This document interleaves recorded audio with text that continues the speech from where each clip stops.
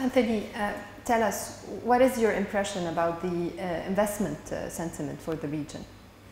I'm personally very bullish on the region. I think that the Saudi government and the reforms that are being made by the Saudi government are going to have a huge impact, positive impact on the region. And so the introduction of the Saudi stock exchange into the global community and the eventual public offering of Saudi Aramco, I think are going to help showcase to the rest of the world what is really going on here in terms of the economic growth, the expansion, the opportunities in places like UAE, Saudi, Kuwait, etc. So I'm very bullish.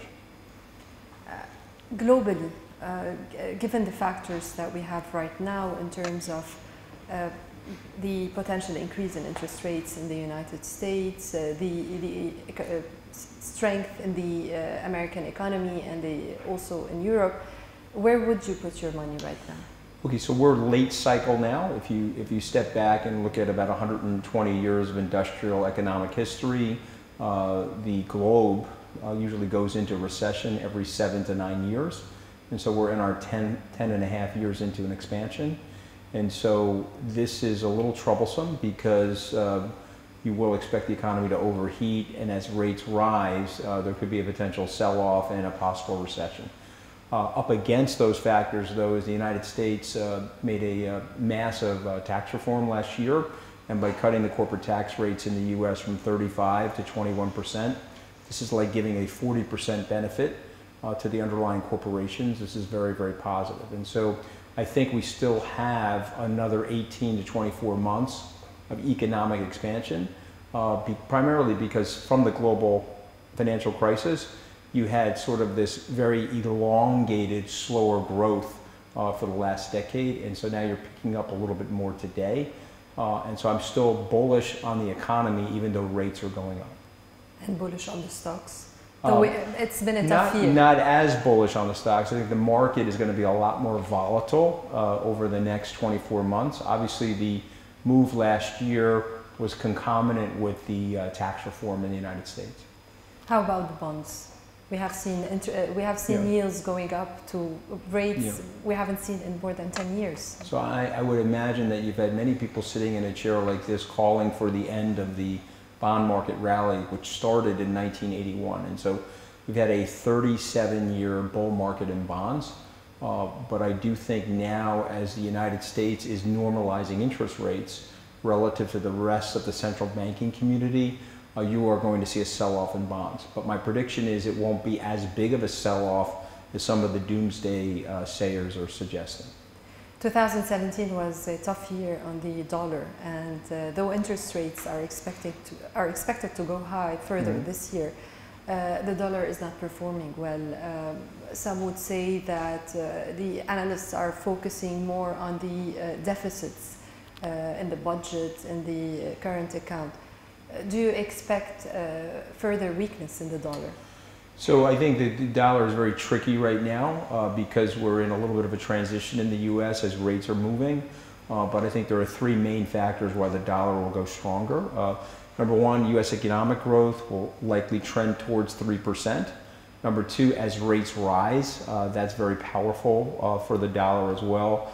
And then the third reason is when you look at the currencies, you always have to measure them on a relative basis. And since there's still quantitative easing going on in Europe and other parts of the world, on a relative basis, I do think that the dollar basket, if you will trade higher towards the end of 2018. Another factor in the global markets is the fear of trade wars. Do you think this will happen? Now we are waiting for Trump's decision on tariffs on Chinese imports. Do you think we are going towards a trade war? So what I would say to the global community, the investment community, is that the president's operating style is to hit very hard in the beginning and then try to come into the middle to cut a deal. If you look at 72 years of U.S. trade policy relative to the rest of the world, the United States, after the Second World War, unevened its trade agreements. And so goods and services were able to flow freely into the United States relatively unembargoed and without many quotas.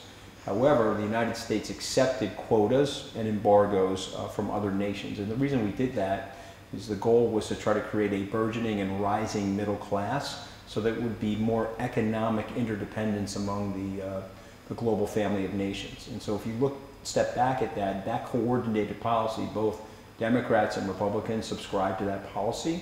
It was very valuable for the world.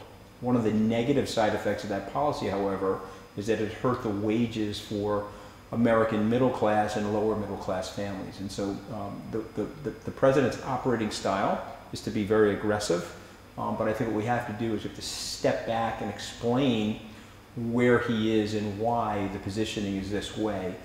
72 years of uneven trade has been called free trade, but all the president's really asking for now is free, fair trade. And so he's just asking for symmetry in these deals, and the imposition of tariffs would only balance the situation. And so actually what he's hoping will happen is the threat of that imposition will cause a reduction in tariffs and quotas from around the rest of the world. And so I view this to be a very positive thing, actually. My prediction is at the end of 2018, people will look out and say, okay, there'll be more free trade, there'll be more flow of goods and services.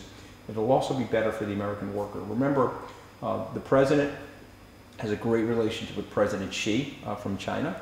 And what he has said to that president is that you have to help me, meaning the Americans, to grow aggregate demand in the lower and middle class families, because the growth of aggregate demand and more purchasing power for middle class families and lower middle class families in the United States will be very, very good for global growth around the world. And so there is a symmetry between the United States and China. That bilateral relationship is very important.